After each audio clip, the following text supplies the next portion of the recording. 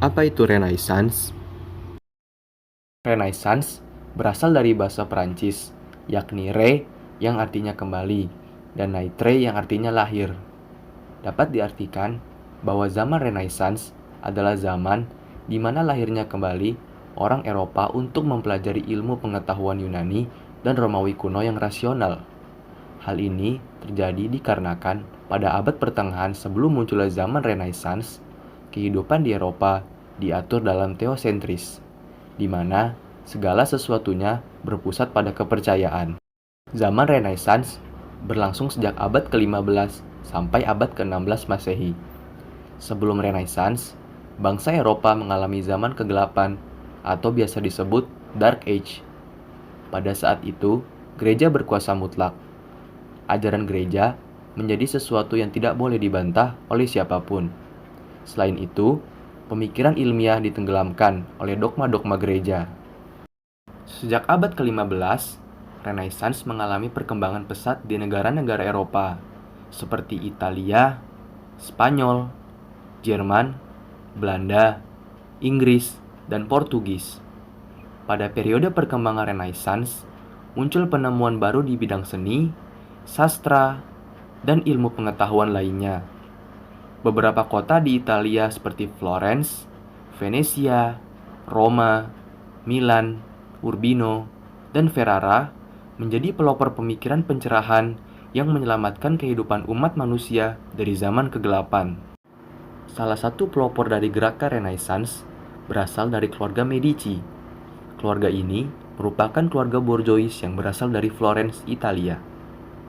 Keluarga ini terkenal dengan kecintaannya terhadap dunia sastra. Istana mereka yang luas dipenuhi dengan karya yang hebat pada masanya. Tokoh-tokoh yang berpengaruh pada masa Renaissance. Yang pertama, Leonardo da Vinci, Donatello, Michelangelo, Galileo Galilei, Francis Bacon, René Descartes, Dante Alighieri, dan Thomas More. Karya-karya seni pada masa Renaissance antara lain lukisan Mona Lisa, Vitruvian Man, David Statue, dan Capella Sistina. Dampak-dampak positif dari Renaissance antara lain yang pertama, kebebasan berpikir, membentuk masyarakat perdagangan yang berdaya maju, melahirkan tokoh-tokoh perubahan di Eropa, adanya reformasi gereja, kesenian berkembang secara bebas, tumbuhnya kebebasan, kemerdekaan, dan kemandirian individu, serta mendorong pencarian daerah baru, sehingga terjadi penjelajahan samudera. Dampak-dampak negatif dari Renaissance antara lain, yang pertama, terjadinya kebobrokan moral, munculnya suatu isu yang disebut kontroversi ikonoklastik, berkembangnya nudisme, yaitu paham yang mengabaikan rasa malu, seperti cara berpakaian dan cara pergaulan.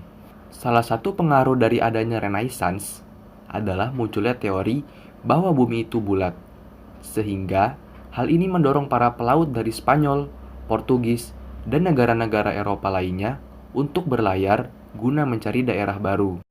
Dampak Renaissance di Eropa bagi Indonesia diikuti oleh penjelajahan samudera oleh bangsa-bangsa Eropa yang melahirkan imperialisme dan kolonialisme yang berlangsung cukup lama.